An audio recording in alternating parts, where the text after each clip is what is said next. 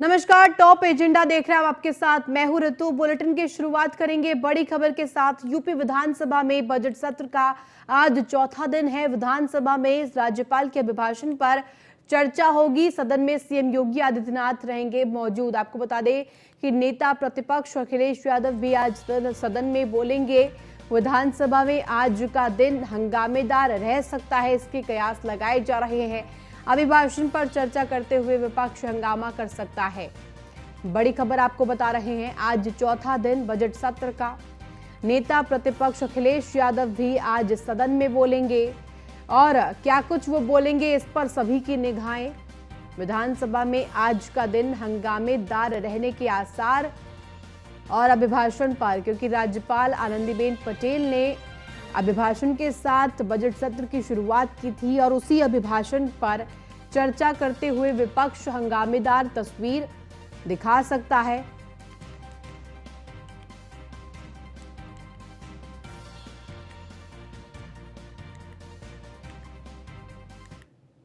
और ज्यादा जानकारी के साथ हमारी संवाददाता स्कंदता मिश्रा हमारे साथ लाइव जुड़ गए हैं। स्कंदता, क्योंकि आज चौथा दिन बजट सत्र का काफी महत्वपूर्ण रहने वाला है, क्योंकि आज विपक्ष की तरफ से अखिलेश यादव भी बोलते हुए नजर आएंगे। देखिए, आज विधानमंडल बजट सत्र का चौथा दिन है और इतने दिनों से लगातार कार्रवाई चल रही है। और आपने जैसा बोला कि आज जो नेता प्रतिपक्ष अखिलेश यादव हैं वो विधानमंडल में संबोधन देंगे, वो भी अभिभाषण देंगे। तो जब पहला दिन था तभी भी ऐसा देखने को मिला था कि अखिलेश यादव और सपा के तमाम नेता हंगामा करते हुए नजर आ रहे थे। और इस बार का जो बजट सत्र है विधानमंडल में वो काफ़ी ज़्यादा इंटरेस्टिंग होता जा रहा है। जिस तरीके से नेता प्रतिपक्ष अखिलेश यादव और उनकी पार्टी के तमाम नेता लोग जो हैं वो हंगामे कर रहे हैं और तमाम जो मुद्दे हैं वो उठा रहे हैं। जिस तरीके से वो विधानमंडल में पहुंचते हैं, उनके समाजवादी पार्टी के नेता कभी साइकिल से पहुंच रहे हैं तो कभी वहां पर पहुंच के हंगामे कर रहे हैं। तो आज का अगर बताया जाए तो 11 बजे से कार्यवाही शुरू होगी। योगी आदित्यनाथ शामिल रहेंगे और कल बजट सत्र आया था, कल बजट का प्रस्ताव रखा गया था और बजट पर जो भी अभिभाषण राज्यपाल ने दिया था उसको लेकर योगी आदित्यनाथ आज धन्यवाद प्रस्ताव करेंगे आनंदीबेन पटेल के लिए। और उसके बाद 11 बजे के बाद जब वो धन्यवाद प्रस्ताव करेंगे उसके बाद कार्यवाही शुरू होगी विधानमंडल की, जिसमें सबसे पहला संबोधन योगी आदित्यनाथ का रहेगा। उसके बाद में तमाम अखिलेश यादव जो हैं उनका भी आज अभिभाषण रहेगा और उनके जो तमाम नेता हैं वो भी विरोध करते नजर आ सकते हैं। क्योंकि कल जैसे बजट आया है, बजट के बाद से समाजवादी पार्टी के तमाम नेताओं का ये कहना था, वो नाखुश दिखे हैं बजट से। उनका कहना था कि साफ तौर पर कि जो युवाओं के लिए है वो बजट नहीं था, किसानों के लिए बजट नहीं था। क्योंकि सीधे तौर पर अगर हम प्रतिक्रियाएं देखें विपक्ष के तमाम नेताओं की, अगर हम बसपा सुप्रीमो मायावती की भी बात करें, उन्होंने भी बजट को बेकार बताया कि कुछ भी प्रावधान इसमें बेरोजगारों के लिए नहीं है। काफी जुमलेबाजी की है सरकार ने। और आपसे समझना चाहूंगी, क्योंकि जिस तरह से सपा प्रमुख अखिलेश यादव ने भी कहा कि ये जो बजट है दिशाहीन है, अब क्या माना जाए? अभिभाषण पर आज चर्चा होगी, क्या कुछ तस्वीरें आज सदन से देखने को मिल सकती है? देखिए, कल जिस तरीके से बजट आया उसके बाद में तमाम लोगों को उम्मीदें थी, जनता को तो उम्मीदें थी इसलिए, और इसके अलावा जो विपक्ष था वो भी कहीं ना कहीं मौका ढूंढ ही रहा था कि किस तरीके से बजट आता है। और जो इस बार का बजट आया है 6,90,000 करोड़ का बजट था, ऑलमोस्ट 7 लाख का बजट था। इससे पहले जो आया था बजट वो 6,50,000 का था। तो अभी तक का सबसे बड़ा बजट आया है। तो ऐसे में लोगों की उम्मीदें भी ज़्यादा थी कि युवाओं के लिए कुछ अच्छा होगा, शिक्षा की दिशा में अच्छा होगा। तो कुछ लोग जो है वो तो मेडिकल जैसे स्टूडेंट्स थे वो खुश नजर आए वहीं, लेकिन जो नेता प्रतिपक्ष हैं अखिलेश यादव हैं, ये बसपा सुप्रीमो मायावती जी हैं, इन्होंने साफ तौर पर एकदम बेकार बताया बजट को कि किसानों के लिए अच्छा नहीं था, जो युवा हैं उनके लिए अच्छा नहीं था क्योंकि युवा बेरोजगार हैं अभी भी। वहीं जो योगी सरकार है वो लगातार कह रही है कि जैसे उन्होंने G20 में किया और 19,000 MOU साइन करवाएंगे, उन्होंने तमाम बोला कि हाँ ये युवाओं के लिए काफ़ी कुछ किया जाएगा। लेकिन बावजूद इसके जो विपक्ष है वो खुश नज़र नहीं आया, चाहे वो मायावती हो या वो अखिलेश यादव हो समाजवादी पार्टी से। तो तमाम जो विपक्षी पार्टियां हैं वो कहीं ना कहीं इस चीज़ को मुद्दा बना रही हैं और यही मुद्दा बनाते हुए आज किस तरीके से वो हंगामा करेंगी वहां पर वो देखने लायक रहेगा। क्योंकि जो तमाम लोग हैं वो कल नाखुश नजर आए थे। अखिलेश यादव ने भी अपने बयान में अपने एक बाइट में कहा था कि ये जो बजट है वो पूरी तरीके से बेकार है, पूरी तरीके से उसको नकार दिया था। उन्होंने कहा था ये बुलडोजर वाली सरकार है, ऐसी तमाम चीजें वो कहते हुए नजर आ रहे थे। ठीक है स्कंदिता, जिस तरह से अभिभाषण पर आज चर्चा होगी, नजर रखिए और आपसे आगे भी अपडेट लेंगे। बहुत शुक्रिया तमाम जानकारी के लिए। वहीं मथुरा श्री कृष्ण जन्मभूमि शाही ईदगाह मामला आज मथुरा कोर्ट में सुनवाई होगी। केस पर सुनवाई की जाएगी। महेंद्र सिंह के रिवीजन वाद पर सुनवाई होगी। बड़ी खबर आपको बता रहे हैं, मथुरा कोर्ट में आज केस पर सुनवाई की जाएगी। मथुरा कृष्ण जन्मभूमि शाही ईदगाह मामला जिस पर आज मथुरा कोर्ट में सुनवाई की जाएगी। बड़ी खबर आपको बता रहे हैं, इस मामले पर अब सभी की निगाहें, क्योंकि आज मथुरा कोर्ट में इस केस पर सुनवाई की जाएगी। मथुरा शाही ईदगाह मामला, कृष्ण जन्मभूमि का मामला,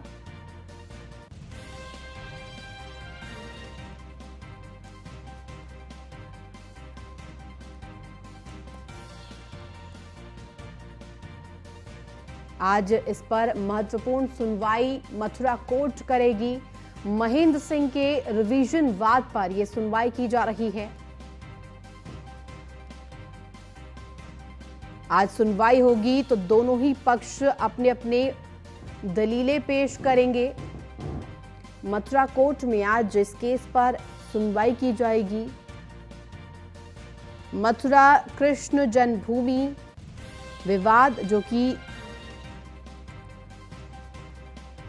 और ज्यादा जानकारी के साथ हमारे संवाददाता महेश सिंह जुड़ गए हैं। महेश, क्योंकि मथुरा श्री कृष्ण जन्मभूमि और ईदगाह विवाद जिस तरह से अब प्रकरण में आया है और आज खास तौर पर मथुरा कोर्ट में इस केस को लेकर सुनवाई होगी, क्या कुछ दलीलें दोनों ही पक्ष की तरफ से सामने आ सकती हैं? देखिए, हम आपको बता दें, अभी तक जो इस प्रकरण में सुनवाई दोनों पक्ष ने अपना पक्ष रखा है, लेकिन आज एडवोकेट जो महेंद्र प्रताप की याचिका है उस पर शायद कोर्ट अपना फैसला भी दे, क्योंकि जो प्रतिवादी पक्ष है, जो कि मुस्लिम पक्ष है, जो अभी तक उसमें अपनी जो दलीलें दी हैं उससे कोर्ट को संतुष्ट नहीं दिख रहा है। लेकिन आज एडवोकेट महेंद्र प्रताप के दावे पर कोर्ट एक फैसला दे सकता है, या फिर कोर्ट ये कह सकता है कि जो सर्वे की मांग है उस सर्वे को भी कराने का आज फैसला आज कोर्ट के द्वारा दिया जा सकता है। जी बिल्कुल, और जिस तरह से बात करें महेंद्र सिंह की, तो उनके रिवीजन वाद के बाद ये सुनवाई का फैसला लिया गया है। मथुरा कोर्ट आज सुनवाई करेगी, तो ऐसे में याचिकाकर्ता की क्या मांग है? देखिए, याचिकाकर्ता ने सबसे पहले अपनी याचिका में ये कहा था कि जो यहाँ पर ये मीना मस्जिद है, इस मीना मस्जिद में जो यहाँ के जो औरंगजेब ने जो हमला किया था, तो उस समय यहाँ के जो स्वास्तिक चिन्ह या जो संख्या निशान जो अपने जन्मभूमि श्री कृष्ण जन्मभूमि स्थान पे जो थे, उनको ले जाकर के एक वहाँ आगरा में एक मस्जिद है उसमें लगा दिया है और उन्होंने सीढ़ियों के नीचे लगाए। इसके साथ साथ उसने सर्वे की मांग की थी कि हम यहाँ पर सर्वे कराते हैं, तो सर्वे में ये निकल के आएगा कि यहाँ पर जो श्री कृष्ण जन्म स्थान है, तो आज उस चीज को लेकर सर्वे की जो मांग है उस पर शायद सर्वे पे कोर्ट अपना आदेश दे सकता है कि ये सर्वे कराया जाए। बिल्कुल, और जिस तरह से ये मांग उन्होंने रख दी है सीधे तौर पर, अब मुस्लिम पक्ष का इस पर क्या कुछ कहना है? अभी तक मुस्लिम पक्ष को जितनी बार भी कोर्ट में कहा गया कि आप अपना पक्ष रखें, इससे पहले मुस्लिम पक्ष इससे बेहतर रहा, कभी भी कोर्ट में प्रस्तुत नहीं हुआ।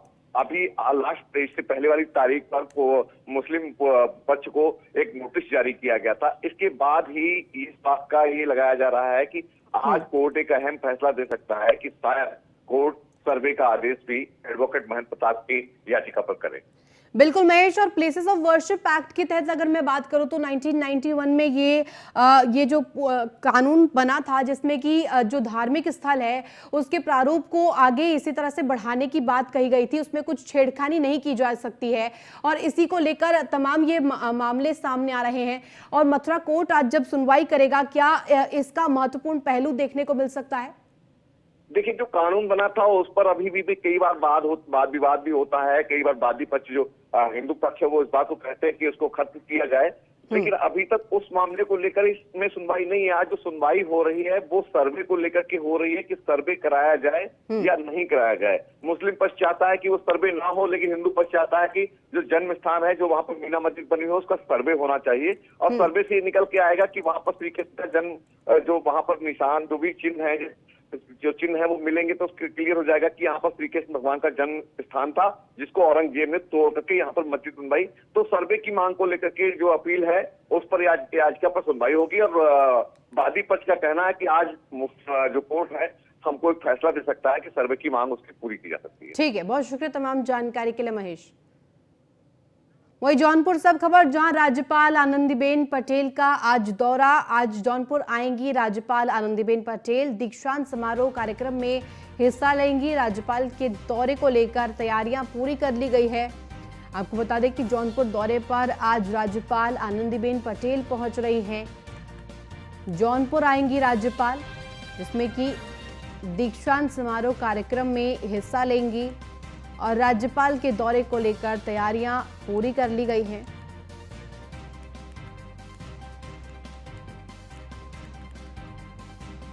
और ज्यादा जानकारी के साथ हमारे संवाददाता देवेंद्र खरे हमारे साथ जौनपुर से फोन लाइन पर जुड़ गए हैं। देवेंद्र, क्योंकि आज आनंदीबेन पटेल राज्यपाल उत्तर प्रदेश की जौनपुर पहुंच रही हैं, क्या कुछ आज उनका कार्यक्रम रहेगा? ये खबर आई है कि दीक्षांत समारोह में वो हिस्सा लेंगी, क्या कुछ तैयारियां वहां पर? ये आपको बता दें कि पूर्वांचल विश्वविद्यालय के 26वें दीक्षांत समारोह में आज 11 बजे राज्यपाल आनंदीबेन पटेल पहुंचेंगी पूर्वांचल विश्वविद्यालय पर, जहां पर सर्वोच्च अंक पाने वाले 66 मेधावी छात्रों को राज्यपाल आनंदीबेन पटेल स्वर्ण पदक प्रदान करेंगी। वहीं 360 PhD धारकों को भी शोध उपाधि देंगी। लगभग उनका 2 घंटे का कार्यक्रम जौनपुर में प्रस्तावित है। यहाँ पर आएंगी क्योंकि 26वां दीक्षांत समारोह, क्योंकि राज्यपाल हमेशा पूर्वांचल यूनिवर्सिटी की कुलाधिपति होती हैं, इसलिए उनके चीफ गेस्ट के रूप में हमेशा राज्यपाल ही आते हैं। 26वें दीक्षांत समारोह में पूर्वांचल विश्वविद्यालय में आज 11 बजे शिरकत करेंगी। यहाँ पर उनके आगमन को लेकर यहाँ पर पुलिस की चाको सुरक्षा पूरी तरह से कड़ी कर दी गई है। नाके नाके पुलिस व्यवस्था लगाई गई है। सबको पास के द्वारा उनके कार्यक्रम में अंदर जाने दिया जाएगा। किसी भी तरह की लापरवाही न हो, इसको लेकर जिलाधिकारी मनीष कुमार वर्मा, पुलिस अधीक्षक अजयपाल शर्मा लगातार मुस्तैद हैं। अब देखना ये है कि 11 बजे जब आएंगी तो उस हिसाब से किस हिसाब से कार्यक्रम में शिरकत करेगी। बिल्कुल नवेंद्र, और ऐसे में क्या कुछ तैयारियां उनके आगमन के लिए, क्योंकि कार्यक्रम में सुरक्षा बल भी तैनात रहेंगे, और कौन कौन इस दौरान वहां पर मौजूद रहेगा? ये आपको बता दें कि जिस हिसाब से 26 दीक्षांत समारोह का कार्यक्रम है, ऐसे में वहां पर जिला अधिकारी मनीष कुमार वर्मा और प्रशासन की पूरी टीम और पुलिस अधीक्षक अजयपाल शर्मा, जहां पुलिस प्रशासन की टीम पूरी तरह से मुस्तैदी से उनके आगमन को लेकर चप्पे चप्पे पर पुलिस बल तैनात की है। किसी तरह की लापरवाही न हो, किसी तरह के कोई विवाद न हो, इसको लेकर वहां पर पुलिस हर नाके पर गश्त कर रही है। क्योंकि 66 मेधावी छात्रों को राज्यपाल आनंदीबेन पटेल स्वर्ण पदक प्रदान करेंगी। वही 360 PhD धारकों को भी शोध उपाधि की कार्यक्रम देंगी। लगभग 3 घंटे सवा 2-2.5 घंटे तक यहाँ पर मौजूद रहेंगी। जी ठीक है, बहुत शुक्रिया तमाम जानकारी के लिए देवेंद्र। वह प्रधानमंत्री नरेंद्र मोदी का आज कार्यक्रम वेबिनार को संबोधित करेंगे पीएम नरेंद्र मोदी। आपको बता दें कि हरित विकास पर बजट के बाद संबोधन, पहले बजट के बाद का ये संबोधन होगा। प्रधानमंत्री नरेंद्र मोदी का कार्यक्रम आज हरित विकास पर पहले बजट के बाद का संबोधन, और आज वेबिनार में शिरकत करेंगे प्रधानमंत्री नरेंद्र मोदी।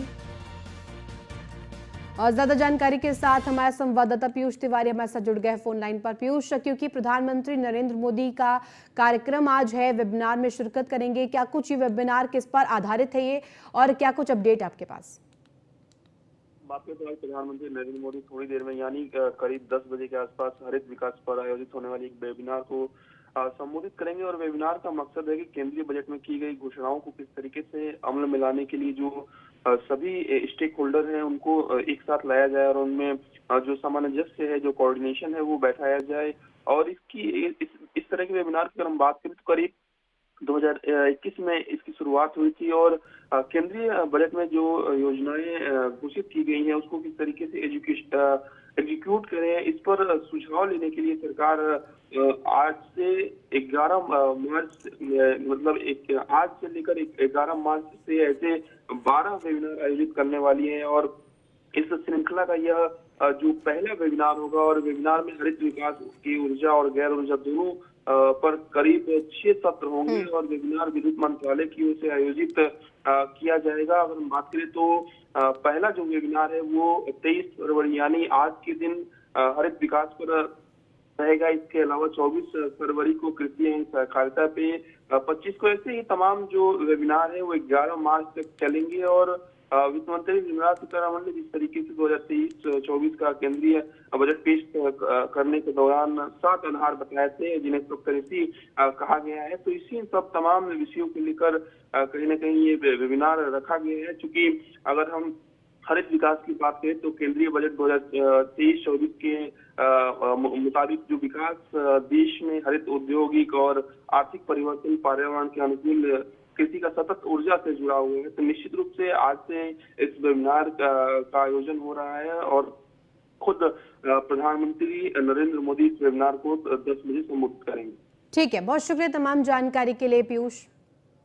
बड़ी खबर, जहां 15 आईपीएस अफसरों के तबादले किए गए हैं। 2019 बैच के 11 आईपीएस को नई तैनाती दी गई है। पूनम श्रीवास्तव आईजी पीटीएस मेरठ की जिम्मेदारी दी गई है। बाबूराम डीआईजी पुलिस अकादमी मुरादाबाद। और आपको बता दें कि Nityanand Rai SP DGP headquarter की जिम्मेदारी दी गई है। निजाम हसन एसपी पीटीएस मेरठ बनाए गए हैं। चंद्रकांत मीना डीसीपी वाराणसी बनाए गए हैं और इसी के साथ साथ सूरज राय डीसीपी आगरा बनाए गए हैं।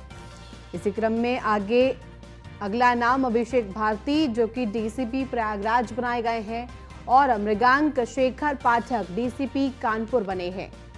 शक्ति मोहन अवस्थी डीसीपी नोएडा बनाए गए हैं और सागर जैन सत्यानारायण सहारनपुर और मुजफ्फरनगर। विवेक चंद्र यादव डीसीपी गाजियाबाद बनाए गए हैं। शशांक सिंह डीसीपी लखनऊ बनाए गए हैं। और इन तमाम नाम की सूची हम आपको न्यूज़ वन इंडिया पर दिखा रहे हैं। 2019 बैच के 11 आईपीएस की नई तैनाती की गई है और पूनम श्रीवास्तव आईजी पीटीएस मेरठ की जिम्मेदारी दी गई है।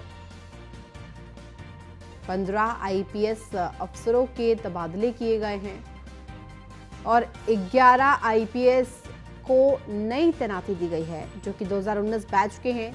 पूनम श्रीवास्तव आईजी पीटीएस मेरठ की जिम्मेदारी उन्हें सौंपी गई है। उनके कंधों पर ये महत्वपूर्ण जिम्मेदारी। और आपको बता दें, बड़ी खबर इसलिए भी क्योंकि 15 आईपीएस अधिकारियों के तबादले किए गए हैं। 11 आईपीएस को नई तैनाती दी गई है। आईजी पीटीएस पूनम श्रीवास्तव मेरठ की जिम्मेदारी दी गई है।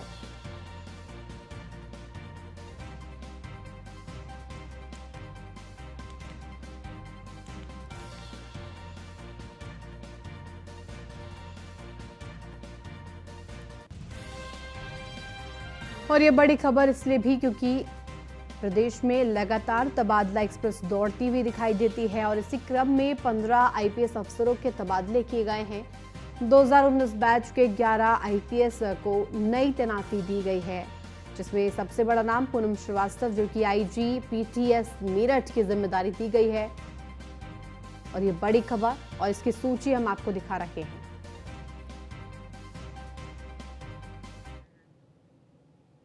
खबर नोएडा से, जहां अशोक चतुर्वेदी पर इनकम टैक्स का शिकंजा कसा है। यूफ्लेक्स पर आईटी की छापेमारी का तीसरा दिन आज 10 और ठिकाने पर इनकम टैक्स का छापा। अशोक चतुर्वेदी के 71 ठिकानों पर छापेमारी की गई है और आपको बता दें कि छापेमारी से 10 से ज्यादा सेल कंपनियां मिली हैं। शेल कंपनियों के मिलने से अब लगातार शिकंजा यूफ्लेक्स पर कसा जा रहा है। शेल कंपनियों में करोड़ों का निवेश किया गया। कई राज्यों में छूट लेने के मकसद से शेल कंपनी बनाई गई। अशोक चतुर्वेदी और उनसे जुड़े लोगों के 15 लॉकर सीज किए गए हैं। नोएडा की इन्वेस्टिगेशन टीम छापेमारी का नेतृत्व कर रही है। जम्मू की फैक्ट्री में 100 करोड़ के संदिग्ध लेन देन को भी देखा गया है। और ज्यादा जानकारी के साथ हमारे ब्यूरो चीफ निशांत शर्मा हमारे साथ जुड़ गए हैं। निशांत, जिस तरह से छापेमारी लगातार की जा रही है, यूफ्लेक्स के मालिक पर लगातार शिकंजा कसा जा रहा है, अशोक चतुर्वेदी की मुश्किलें लगातार बढ़ती जा रही है। ये देखा गया है कि तीसरे दिन भी आज छापेमारी जारी है। 2 दिन से छापेमारी चल रही थी, क्या कुछ बरामदगी हो पाई है और क्या कुछ इसमें सामने आ पाया है?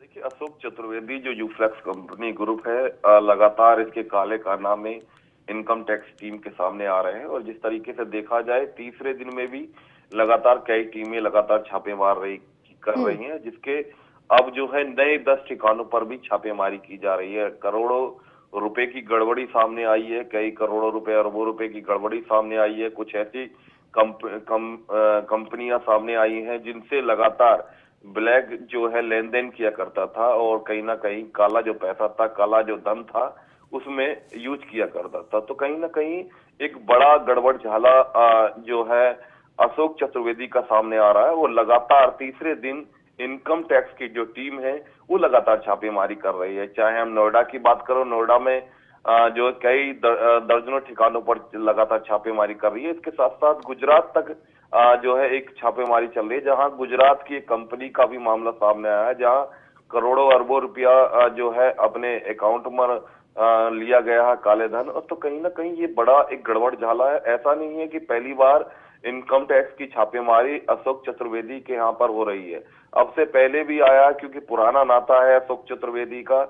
लगातार छापेमारी चलती निशांत, रहती है, क्योंकि लगातार शेल काला धन कंपनियां सामने आता रहता है। वो कंपनियां होती है जो कि किसी तरह का आधिकारिक उनका कारोबार नहीं होता, ये सिर्फ कागजी तौर पर दिखाई देती है। और कई कंपनियां इनमें ऐसी होती है जो कि मनी लॉन्ड्रिंग के लिए इन्हें जाना जाता है। और अगर हम यूफ्लेक्स की बात करें तो शेल कंपनियों में करोड़ों का निवेश देखा गया है। क्या माने आगे मनी लॉन्ड्रिंग का केस बन सकता है? बिल्कुल साफ है, क्योंकि यूफ्लेक्स ग्रुप एक इंटरनेशनल ग्रुप है और जिसको देखते हुए लगातार पैकेजिंग का काम इसमें होता है। और कहीं ना कहीं ये देखा जाए कि जिस तरीके से यूफ्लेक्स कंपनी पर जो इसके काले कारनामे सामने लगातार आ रहे हैं ग्रुप के, अशोक चतुर्वेदी की लगातार मुश्किलें साफ तौर पर बढ़ रही हैं। और कहीं ना कहीं ये पहला जो मामला नहीं है, पुराना नाता है इनकम टैक्स टीम से। लगातार छापेमारी चलती रहती है, पीछे भी छापेमारी की और काला धन सामने आया, बड़ा गड़बड़ झाला सामने आया, लेन देन का बहुत ही करोड़ों का मामला सामने आया। सूत्रों से ये हमारे पास ये भी खबर है कि कहीं ना कहीं इसका बहुत ही बड़ा एक भ्रष्टाचार और गड़बड़ झाला सामने आएगा, जिसमें इनकम टैक्स जो है चोरी का मामला जो है लगातार कहीं ना कहीं बड़ा सामने आएगा। ठीक है, बहुत शुक्रिया तमाम जानकारी के लिए निश्चित। तो फिलहाल टॉप एजेंडा में बस इतना ही। आप देखते रहिए न्यूज़ 1 इंडिया।